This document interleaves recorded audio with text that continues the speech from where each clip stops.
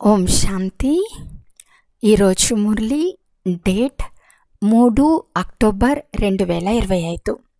బాబా చెప్తున్నారు, మధురమైన పిల్లలు, మీరిప్పుడు దీపంపై సమర్పణ అయ్యే సత్యమైన దీపపు పురుగులు.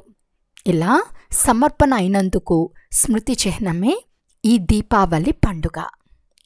ఈరోజు ప్రశ్న: పిల్లలైన మీకు బాబా ఏ సమాచారాన్ని వినిపించారు? జవాబు: ఆత్మలైన మీరు నిర్వాణ ధామం నుండి ఎలా వస్తారో తండ్రి అయిన నేను అలా వస్తాను అని బాబా వినిపించారు. అంతేకాక నేను ఎవరు, ఏం చేస్తాను, రామరాజ్యాన్ని ఎలా స్థాపన చేస్తాను, రావణునిపై మీకు విజయం ఎలా ప్రాప్తి చేయిస్తాను, ఈ విషయాలన్నీ పిల్లలైన మీకిప్పుడు తెలుసు. ఇప్పుడు మీ జ్యోతి వెలిగింది. పాట: తల్లివి నీవే, తండ్రివి నీవే. ఓం శాంతి. మధురాతి మధురమైన ఆత్మీక పిల్లలు పాట విన్నారు. ఆత్మలు ఈ శారీరక కర్మేంద్రియాల ద్వారా పాట విన్నారు. పాటలో మొదటి భాగం రైట్ ఉంది. తర్వాత భాగంలో మీ పాదధూళిని వంటి భక్తి మార్గంలోని పదాలున్నాయి. పిల్లలు పాదధూళి కాదు కదా, ఇది తప్పు. తండ్రి తమ పిల్లలకు రైట్ పదాలు తెలుపుతున్నారు. పిల్లలు ఎక్కడి నుండి వస్తారో తండ్రి కూడా అక్కడి నుండే వస్తారు. అది నిర్వాణ ధామము. అందరూ ఎలా వస్తారో ఆ సమాచారాన్ని పిల్లలకు వినిపించారు. తండ్రి తను ఎలా వస్తారో, వచ్చి ఏం చేస్తారో అది కూడా వినిపించారు. రామరాజ్యం స్థాపన చేసేందుకు, రావణునిపై విజయం ప్రాప్తి చేయించేందుకు వస్తారు. రామరాజ్యం రావణరాజ్యం అని ఈ భూమిపైనే అంటారని పిల్లలకు తెలుసు. ఇప్పుడు మీరు విశ్వానికి యజమానులుగా అవుతారు. భూమి, ఆకాశం, సూర్యుడు మొదలైనవన్నీ మీ ఆధీనంలోకి వచ్చేస్తాయి. అందుకే రావణరాజ్యం పూర్తి విశ్వమంతటిపై ఉందని, అలాగే రామరాజ్యం కూడా పూర్తి విశ్వంపై ఉంటుందని అంటారు. రావణరాజ్యంలో చాలా కోట్ల మంది ఉన్నారు. రామరాజ్యంలో కొంతమంది మాత్రమే ఉంటారు. తర్వాత నెమ్మదిగా వృద్ధి చెందుతారు. రావణరాజ్యంలో చాలా వృద్ధి జరుగుతుంది, ఎందుకంటే మనుషులు వికారులుగా అవుతారు. రామరాజ్యంలో అందరూ నిర్వికారులే ఉంటారు. ఇది మనుషుల కథే. కనుక రాముడు కూడా బేహద్ యజమానియే, అలాగే రావణుడు కూడా అనంతమైన యజమానియే. ఇప్పుడు అనేక ధర్మాలు ఉన్నాయి. అనేక ధర్మాల వినాశనం అని గాయనం కూడా ఉంది. బాబా వృక్షం గురించి కూడా అర్థం చేయించారు. ఇప్పుడు దసరా పండుగ జరుపుకుంటారు. రావణుణ్ణి తగలబెడతారు. ఇది హద్దులో తగలపెట్టడం. మీవి అనంతమైన విషయాలు. రావణుని కాల్చటం కూడా కేవలం భారతవాసులు మాత్రమే కాలుస్తారు. విదేశాల్లో కూడా ఎక్కడెక్కడ భారతవాసులు ఎక్కువగా ఉంటారో అక్కడ కూడా రావణుని బొమ్మను తగలపెడతారు. అది హద్దులోని దసరా. లంకలో రావణుడు రాజ్యపాలన చేస్తూ ఉండేవాడని, సీతను దొంగలించి లంకకు తీసుకెళ్లాడని చూపిస్తారు. ఇవన్నీ హద్దులోని విషయాలు. ఇప్పుడు మొత్తం విశ్వమంతటిపై రావణరాజ్యం ఉందని తండ్రి చెప్తున్నారు. ఇప్పుడు రామరాజ్యం లేదు. రామరాజ్యం అంటే ఈశ్వరుడు స్థాపించిన రాజ్యం. సత్యుగాన్ని రామరాజ్యం అని అంటారు. రఘుపతి రాఘవ రాజారాం అని అంటారు. మాలను స్మృతి చేస్తారు, కానీ రాజు అయిన రాముణ్ణి స్మృతి చేయరు. ఎవరైతే మొత్తం విశ్వమంతటికి సేవ చేస్తారో వారి మాలను స్మృతి చేస్తారు. భారతవాసులు దసరా పండుగ తర్వాత దీపావళి పండుగను జరుపుకుంటారు. దీపావళి పండుగను ఎందుకు ఆచరిస్తారు? ఎందుకంటే ఆ రోజు దేవతల పట్టాభిషేకం జరుగుతుంది. పట్టాభిషేకం జరిగే రోజున దీపాలు మొదలైనవి చాలా వెలిగిస్తారు. ఒకటేమో పట్టాభిషేకం, మరొకటి ఇంటింట్లో దీపావళి అని అంటారు. ప్రతి ఒక్కరి ఆత్మజ్యోతి వెలుగుతుంది. ఇప్పుడు ఆత్మలందరి జ్యోతులు దాదాపు ఆరిపోయాయి. ఇది ఇనుపయుగం అనగా అంధకారం, అంధకారము అనగా భక్తి మార్గం. భక్తి చేస్తూ చేస్తూ జ్యోతి తగ్గిపోతూ వస్తుంది. పోతే ఆ దీపమాల కృత్రిమైనది. అంతేగాని పట్టాభిషేకం జరిగినప్పుడు కాకరొత్తులు, టపాకాయలు మొదలైనవి కాలుస్తారని కాదు. దీపావళి పండుగ నాడు లక్ష్మిని ఆహ్వానిస్తారు, పూజిస్తారు. ఇది భక్తి మార్గంలోని ఉత్సవం. ఏ రాజులైతే సింహాసనంపై కూర్చుంటారో వారి పట్టాభిషేకాన్ని వైభవంగా, ఆడంబరంగా జరుపుతారు. ఇవన్నీ హద్దులోనివి. ఇప్పుడు అనంతమైన వినాశనం, సత్యమైన దసరా జరగనున్నవి. అందరి జ్యోతులను వెలిగించేందుకు తండ్రి వచ్చారు. మా జ్యోతులు పెద్ద జ్యోతిలో కలిసిపోతాయని మనుషులు భావిస్తారు. బ్రహ్మ సమాజం వారి మందిరంలో జ్యోతి సదా వెలుగుతూ ఉంటుంది. ఎలాగైతే దీపపు పురుగులు జ్యోతి చుట్టూ తిరిగి సమర్పణమైపోతాయో అలా మా ఆత్మలు కూడా ఇప్పుడు పెద్ద జ్యోతిలో కలిసిపోతాయని భావిస్తారు. దీనిని దృష్టాంతంగా చూపించారు. మీరు అర్ధకల్పం నుండి ప్రేయస్సులు. మీరు వచ్చి ఒకే ప్రియునిపై సమర్పణమైపోయారు. కాలిపోయే మాట అయితే ఏదీ లేదు. ఎలాగైతే ఆ ప్రేయసి ప్రియులు ఒకరిపై ఒకరు ప్రేమ కలిగి ఉంటారో అలా ఇక్కడ వారొక్కరు మాత్రమే ప్రియుడు, మిగిలిన వారంతా ప్రేయస్సులు. ప్రేయస్సులు ఆ ప్రియుణ్ణి భక్తి మార్గంలో స్మృతి చేస్తూ ఉంటారు. ఓ ప్రియుడా, మీరు వస్తే మేము మీకు బలిహారం అవుతాము. మేము మిమ్మల్ని తప్ప ఇతరులెవ్వరిని స్మృతి చేయమని పాడతారు. మీ ప్రేమ శారీరకమైనది కాదు. ఆ ప్రేయసీ ప్రియులది దేహ సంబంధమైన ప్రేమ. ఒకరినొకరు చూసుకుంటూ ఉంటారు, అందులోనే తృప్తి చెందుతారు.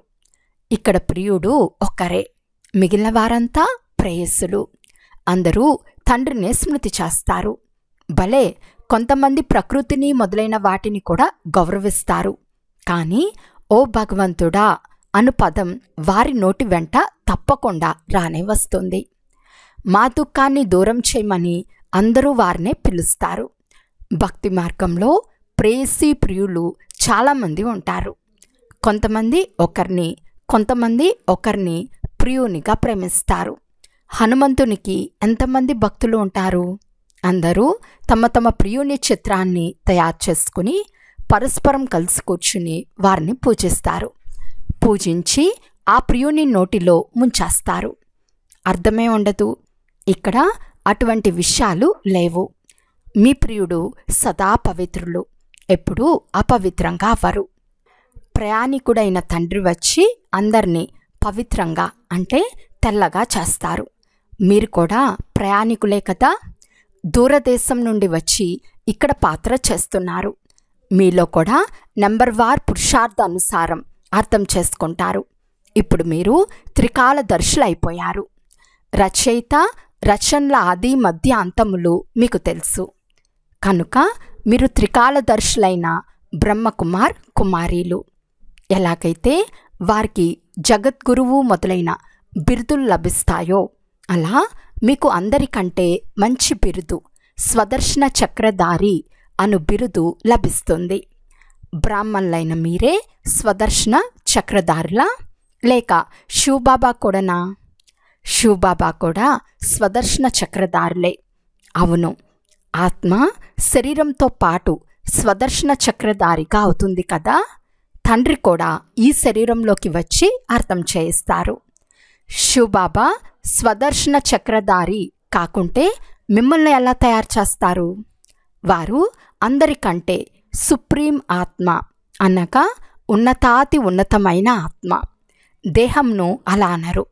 ఆ సుప్రీం తండ్రి వచ్చి మిమ్మల్ని సుప్రీంగా తయారు చేస్తారు. స్వదర్శన చక్రధారిగా ఆత్మలు తప్ప ఇతరులెవ్వరూ అవ్వలేరు. అయితే ఏ ఆత్మలు? బ్రాహ్మణ ధర్మంలో ఉండేవారు. శూద్ర ధర్మంలో ఉన్నప్పుడు ఈ విషయాలు మీకు తెలియవు. ఇప్పుడు మీరు తండ్రి ద్వారా తెలుసుకున్నారు. ఇవి ఎంత మంచి మంచి విషయాలు. వీటిని మీరు మాత్రమే విని సంతోషిస్తారు. బయటవారు ఈ విషయాలు వింటే ఓహో అని ఆశ్చర్యపడతారు. ఇది చాలా శ్రేష్టమైన జ్ఞానమని అంటారు. అచ్చా, మీరు కూడా ఇటువంటి స్వదర్శన చక్రధారులుగా అయితే చక్రవర్తి రాజులుగా విశ్వానికి యజమానులుగా అవుతారు. కానీ ఇక్కడి నుండి బయటకు వెళ్తూనే అంతా సమాప్తమైపోతుంది. మాయ ఎంత బలశాలి అంటే ఎక్కడి వారు అక్కడే ఉండిపోతారు. గర్భస్థ శిశువులు ప్రయాణం చేసి బయటకు వస్తూనే ఎలా ఉండేవారో అలాగే ఉండిపోతారు కదా. మీరు ప్రదర్శిని మొదలైన వాటిలో అర్థం చేయించినప్పుడు చాలా బాగుంది, చాలా బాగుంది అని అంటారు. జ్ఞానం చాలా బాగుంది, నేను పురుషార్థం చేస్తాను, ఇది చేస్తాను, అది చేస్తాను అని అంటారు. కానీ బయటకు వస్తూనే ఎలా ఉండేవారు అలాగే ఉండిపోతారు. కానీ ఏదో కొంత ప్రభావం ఉంటుంది. అలాగని వారు మళ్ళీ రారని కాదు. వృక్షం వృద్ధి చెందుతూ ఉంటుంది. వృక్షం వృద్ధి చెందితే అందరినీ ఆకర్షిస్తుంది. ఇప్పుడైతే ఇది రౌరవ నరకం. గరుడ పురాణంలో కూడా ఇటువంటి ఆసక్తి కలిగించే విషయాలు రాసి ఉన్నారు. మనుషులు పాములు, తేళ్లు మొదలైనవిగా అవుతారని కూడా రాసి ఉన్నారు. నేను మిమ్మల్ని విష వైతర్ణి నది నుండి వెలుపలికి తీసి క్షీరసాగరంలోకి పంపుతానని తండ్రి అంటున్నారు. మీరు శాంతిధామ నివాసులు. తర్వాత పాత్ర చేసేందుకు సుఖధామంలోకి వచ్చారు. ఇప్పుడు మళ్ళీ మనం శాంతిధామానికి, సుఖధామానికి వెళ్తాము. ఈ ధామాలను స్మృతి చేస్తారు కదా. తల్లివి నీవే, తండ్రివి నీవే అని కూడా పాడతారు. సత్యుగంలో అపారమైన సుఖం ఉంటుంది. ఇప్పుడు ఇది సంగం యుగం. చివర్లో ఇక్కడ అయ్యో రక్షించండి, రక్షించండి అని అరుస్తూ ఉంటారు. ఎందుకంటే చాలా దుఃఖం ఉంటుంది. మళ్ళీ సత్యుగంలో చాలా సుఖం ఉంటుంది. ఇది తయారైన అతి సుఖం, అతి దుఃఖముల ఆట. విష్ణు అవతారంను కూడా చూపిస్తారు. లక్ష్మీనారాయణల జంట పైనుండి వచ్చినట్లు చూపిస్తారు. ఇప్పుడు పైనుండి శరీరదారులెవ్వరూ రారు. పైనుండి వచ్చేది ఆత్మలే. కానీ ఈశ్వర్ని అవతరణ చాలా విచిత్రమైనది. వారే వచ్చి భారతదేశంను స్వర్గంగా తయారు చేస్తారు. వారి పండుగ అయిన శివ జయంతిని ఆచరిస్తారు. ఒకవేళ పరంపిత పరమాత్మ శివుడే ముక్తి జీవన్ముక్తుల వారసత్వంనిస్తారని తెలిస్తే విశ్వమంతటా గాడ్ ఫాదర్ పండుగను జరుపుకుంటారు. శివబాబాయే ముక్తిదాత అని, మార్గదర్శకులు అని అర్థం చేసుకుంటారో అప్పుడు అనంతమైన తండ్రి స్మృతి చిహ్నంను జరుపుకుంటారు. వారు భారతదేశంలోనే జన్మిస్తారు. శివ జయంతి కూడా భారతదేశంలోనే జరుపుకుంటారు. కానీ పూర్తి పరిచయం లేనందున సెలవు కూడా ఇవ్వరు. ఏ తండ్రి అయితే అందరికీ సద్గతినిస్తారో, వచ్చి అలౌకిక కర్తవ్యాన్ని చేస్తారో ఆ జన్మభూమిలో వారి జన్మదినాన్ని తీర్థయాత్రలు చాలా చేయాలి. మీ స్మృతి చిహ్న మందిరాలు కూడా ఇక్కడే ఉన్నాయి. కానీ శివబాబాయే వచ్చి ముక్తిదాతగా, మార్గదర్శకులుగా అవుతారని ఎవరికీ తెలియదు. అన్ని దుఃఖాల నుండి విడిపించి సుఖధామానికి తీసుకెళ్ళమని అందరూ అంటారు. కానీ అర్థం చేసుకోరు. భారతదేశం చాలా శ్రేష్టమైన ఖండము. భారతదేశ మహిమ చాలా గొప్పగా గాయనం చేయబడింది. శివబాబా అక్కడే జన్మిస్తారు. వారిని ఎవరూ గౌరవించరు. వారి స్టాంపును తయారు చేయరు. ఇతరుల స్టాంపులైతే చాలా తయారు చేస్తూ ఉంటారు. వీరి గొప్పతనం అందరికీ అర్థమయ్యేలా ఎలా తెలియచేయాలి. సన్యాసులు మొదలైన వారు విదేశాలకు వెళ్ళి భారతదేశపు ప్రాచీన యోగం నేర్పిస్తారు. మీరు ఈ రాజయోగాన్ని తెలిపితే మీ పేరు చాలా ప్రసిద్ధం అవుతుంది. రాజయోగాన్ని ఎవరు నేర్పించారో ఎవరికీ తెలియదని చెప్పండి. కృష్ణుడు కూడా హఠయోగం అయితే నేర్పించలేదు కదా. ఈ హఠయోగం సన్యాసులది. బాగా చదువుకున్నవారు స్వయాన్ని ఎవరైతే ఫిలాసఫర్లుగా భావిస్తున్నారో వారు ఈ విషయాలు విని అర్థం చేసుకుని పరివర్తన చెందాలి. మేము కూడా శాస్త్రాలు చదువుకున్నాము, కానీ ఇప్పుడు తండ్రి చెప్పేది రైట్ అని, మిగిలినంతా తప్పు అని చెప్పాలి. ఇక్కడ తండ్రి వస్తారని, కనుక ఇది అన్నిటికంటే గొప్ప తీర్థస్థానమని కూడా వారు అర్థం చేసుకోవాలి. దీనిని ధర్మభూమి అని అంటారని పిల్లలైన మీకు తెలుసు. ఇక్కడున్నంతమంది ధర్మాత్ములు ఇంకెక్కడా ఉండరు. మీరు ఎన్నో దానపుణ్య కార్యాలు చేస్తారు. తండ్రిని తెలుసుకొని తనువు మనసు ధనం అన్నిటినీ ఈ సేవలో ఉపయోగిస్తారు. అందరికీ ముక్తినిచ్చేది తండ్రియే. అందరినీ వారు దుఃఖం నుండి విడిపిస్తారు. ఇతర ధర్మస్థాపకులెవ్వరూ దుఃఖం నుండి విడిపించరు. వారంతా ధర్మస్థాపకుల వెనక వస్తారు. పాత్ర చేసేందుకు అందరూ నెంబర్ వారుగా వస్తారు. పాత్ర చేస్తూ చేస్తూ తమో ప్రధానమైపోతారు. మళ్ళీ తండ్రి వచ్చి సతో ప్రధానంగా చేస్తారు. కనుక ఈ భారతదేశం చాలా గొప్ప తీర్థస్థానం. భారతదేశం అన్నిటికంటే నెంబర్ 1 శ్రేష్టమైన భూమి. ఇది నా జన్మభూమి అని తండ్రి చెప్తున్నారు. నేను వచ్చి అందరికీ సద్గతిని ఇస్తాను. భారతదేశాన్ని స్వర్గంగా తయారు చేస్తాను. తండ్రి స్వర్గానికి యజమానులుగా చేసేందుకు వచ్చారని మీకు తెలుసు. అటువంటి తండ్రిని చాలా ప్రీతిగా స్మృతి చేయండి. మిమ్మల్ని చూసి ఇతరులు కూడా అటువంటి కర్మలే చేస్తారు. దీనినే అలౌకిక దివ్య కర్మ అని అంటారు. ఎవరూ తెలుసుకోరని వినరని అనుకోకండి. మీ చిత్రాలు కూడా తీసుకెళ్లేవారు వస్తారు. మంచి మంచి చిత్రాలు తయారు చేస్తే స్టీమర్ నిండా తీసుకెళ్తారు. స్టీమర్ ఎక్కడెక్కడ నిలబడుతుందో అక్కడ ఈ చిత్రాలను తగిలిస్తారు. చాలా సేవ జరుగుతుంది. మీ హుండీని నింపే చాలా ఉదారచిత్తులైన మహారాజులు కూడా వస్తారు. వారు ఈ పాత ప్రపంచాన్ని పరివర్తన చేసి నూతన ప్రపంచాన్ని స్థాపన చేసేవారెవరో అందరికీ తెలిసే కార్యం చేస్తారు. మొదట మీరు కూడా తుచ్చబుద్ధి గలవారిగానే ఉండేవారు.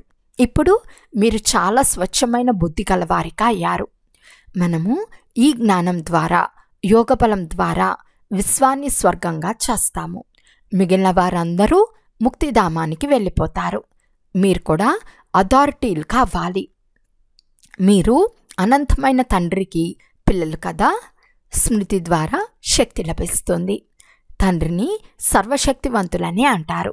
వారు వేదశాస్త్రాలన్నిటి సారాన్ని తెలుపుతారు. కనుక పిల్లలైన మీకు సేవ చేయాలని ఎంత ఉల్లాస ఉత్సాహం ఉండాలి.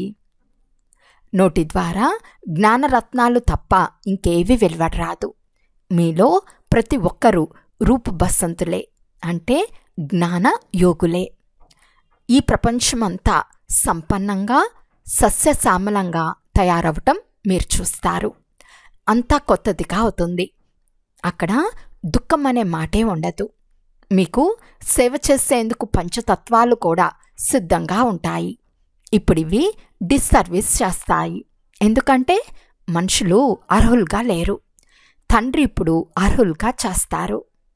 అచ్చా, మధురాతి మధురమైన అపురూపమైన పిల్లలకు మాతాపిత బాప్దాదాల ప్రియ స్మృతులు మరియు గుడ్ మార్నింగ్.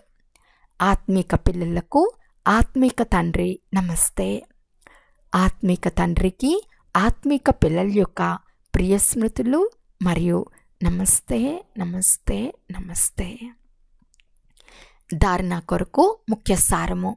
ఫస్ట్ పాయింట్, రూపు బసంతులుగా అంటే జ్ఞానులు యోగులుగా అయ్యి నోటి ద్వారా సదా జ్ఞానరత్నాలే వెలువడాలి. సేవ చేయాలనే ఉత్సాహంతో ఉండాలి. స్మృతిలా ఉండాలి. అందరికీ తండ్రి స్మృతినిప్పించాలి. ఈ దివ్య అలౌకిక కర్తవ్యమే చేయాలి. సెకండ్ పాయింట్, సత్యమైన ప్రేయసులే ఒక్క ప్రియునిపై సమర్పణ అవ్వాలి, అనగా బలి అవ్వాలి. అప్పుడే సత్యమైన దీపావళి వస్తుంది.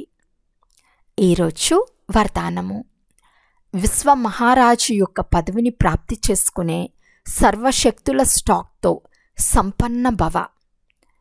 విశ్వ మహారాజు పదవిని ప్రాప్తి చేసుకోను ఆత్మల పురుషార్థం కేవలం స్వయం పట్ల మాత్రమే ఉండదు. వారి సొంత జీవితంలో వచ్చే విఘ్నాలు లేక పరీక్షల్లో పాస్ అవ్వటం అనేది చాలా సాధారణమైనది. కానీ విశ్వ మహారాజులుగా అయ్యే ఆత్మలు ఎవరైతే ఉన్నారో వారి వద్ద ఇప్పటి నుండే సర్వశక్తుల స్టాక్ నిండుగా ఉంటుంది. వారి ప్రతి సెకండ్, ప్రతి సంకల్పం ఇతరుల కొరకు ఉంటుంది. తనువు, మనస్సు, ధనము, సమయము, శ్వాస అన్నీ విశ్వ కళ్యాణంలో సఫలమవుతూ ఉంటాయి. స్లోగన్: ఒక్క బలహీనత ఉన్నా అది అనేక విశేషతలను సమాప్తం చేసేస్తుంది. అందువలన బలహీనతలకు విడాకులు ఇవ్వండి. అవ్యక్త సూచన: స్వయం మరియు సర్వుల పట్ల మనసు ద్వారా యోగ శక్తులను ప్రయోగించండి. మీ శుభభావన, శ్రేష్ట కామన, శ్రేష్ట వృత్తి, శ్రేష్ట వైబ్రేషన్ల ద్వారా ఏ స్థానంలో ఉంటున్నా మనసు ద్వారా అనేక ఆత్మలకు సేవ చేయవచ్చు. దీనికి విధి లైట్ హౌస్ మైట్ హౌస్గా అవ్వటం. ఇందులో స్థూల సాధనాలు, అవకాశం లేక సమయం యొక్క సమస్య ఉండదు. కేవలం లైట్ మైట్ ద్వారా సంపన్నంగా అయ్యే అవసరం ఉంది. అచ్చా. ఓం శాంతి.